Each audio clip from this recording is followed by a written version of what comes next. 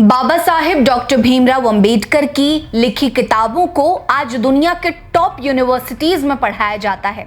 लेकिन जिस देश में बाबा साहेब का जन्म हुआ, जहां उन्होंने दलितों के अधिकारों की लड़ाई लड़ी, जहां उन्होंने संविधान बनाया, उसी देश में बाबा साहेब के बारे में किताबों में नहीं पढ़ाया जाता।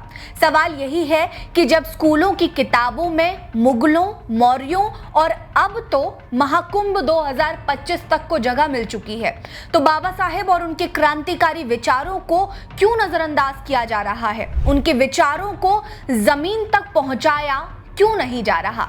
नमस्कार, मेरा नाम है रीटा। आज की वीडियो में हम आपको बाबा साहेब के खिलाफ रचे गए इसी षड्यंत्र को समझाने का प्रयास करेंगे। उससे पहले अगर आपने अभी तक हमारे चैनल को सब्सक्राइब नहीं किया तो जल्दी कर लीजिए। वीडियो पसंद आएगी तो लाइक कर लीजिएगा। कमेंट सेक्शन में इस बारे में आपकी क्या राय है हमें जरूर दीजिएगा। हाल ही में अभिनेता आर माधवन ने भारतीय शिक्षा व्यवस्था पर सवाल उठाया। उनका कहना था कि हमारी किताबों में मुगलों का ही इतिहास क्यों है, मराठों, हमारे वीर योद्धाओं की गाथा क्यों नहीं है? उनके इस बयान ने तूफान मचा दिया। शिक्षा विभाग ने तुरंत एनसीईआरटी की 7वीं कक्षा से मुगल इतिहास हटाकर मौर्य, शुंग, सातवाहन और गुप्त काल को शामिल किया। ये बदलाव तारीफ बटोर रहे हैं, लेकिन एक सवाल जोरों पर है कि इन किताबों में बाबा साहेब डॉक्टर भीमराव अंबेडकर कहाँ हैं? वो शख्स जिन्होंने दलितों के खिलाफ सदियों की घृणा को खत्म करने का प्रयास किया, जिन्होंने महिलाओं को बराबरी का हक दिया और जिन्होंने भारत को एक लोकतांत्रिक ढांचा दिया। उनके संघर्ष और विचारों को बच्चों तक क्यों नहीं पहुंचाया जा रहा है? जवाब छिपा है हमारी मौजूदा और पिछली सरकारों की विचारधारा में, जो डॉक्टर भीमराव अंबेडकर के समतावादी विचारों से डरती है। बाबा साहेब अंबेडकर एक दलित नेता थे, जिन्होंने जीवन भर ब्राह्मणवादी व्यवस्था और जातिगत भेदभाव के खिलाफ जंग लड़ी। उनकी लड़ाई सिर्फ दलितों के लिए नहीं बल्कि हर शोषित वर्ग के लिए थी। लेकिन यही विचार कांग्रेस की हिंदुत्ववादी विचारधारा के खिलाफ एक बहुत बड़ा खतरा बन गए थे। जी हां, हम कांग्रेस हिंदूवादी विचारधारा की ही बात कर रहे हैं।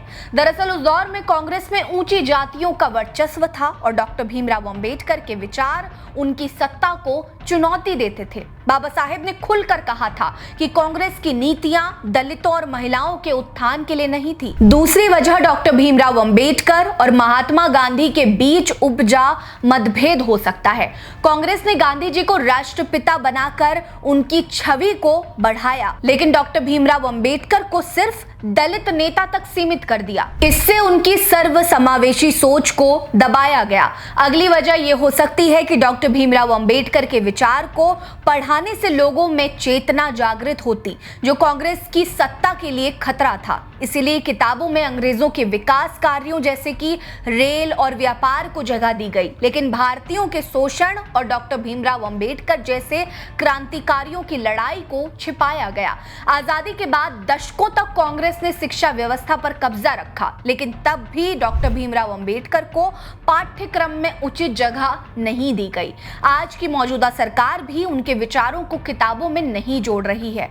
किताबों में अंबेडकर को इस तरह दिखाया जाता है जैसे वे सिर्फ दलितों के लिए लड़े, बाकी जातियों को उन्होंने दुश्मन माना, लेकिन सच्चाई इससे बिल्कुल उलट है। ये एक सोची समझी साजिश है ताकि उनकी सर्वसमावेशी विचारधारा को कमजोर किया जा सके। आपको बता दें कि बाबा साहेब सिर्फ संविधान निर्माता नहीं थे, वे एक अर्थशास्त्री, समाज सुधारक और दलितों एवं महिलाओं के मसीहा भी थे। उनके इन योगदानों को स्कूलों के पाठ्यक्रम, स्कूलों की पुस्तकों में जरूर होना चाहिए। बच्चों को यह बताना चाहिए कि बाबा साहेब ने भारत को एक ऐसा संविधान दिया जो हर नागरिक को बराबरी का हक देता है।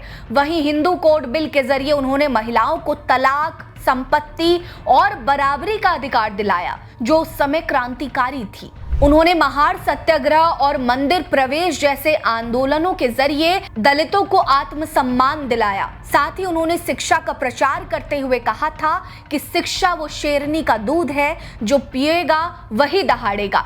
अपनी इस टिप्पणी के जरिए उन्होंने दलितों को पढ़ाई के लिए प्रेरित किया था। बाबा साहेब के इन विचारों को किताबों में पढ़ाया जाना चाहिए। इन सब के बावजूद हमारे पाठ्यक्रमों में डॉक्टर अंबेडकर को या तो टोकन के तौर पर जगह सुविधा दी गई है या फिर पूरी तरह नजरअंदाज किया जाता है। ये एक सोची समझी रणनीति है ताकि उनकी क्रांतिकारी सोच को नई पीढ़ी तक ना पहुंचने दिया जाए।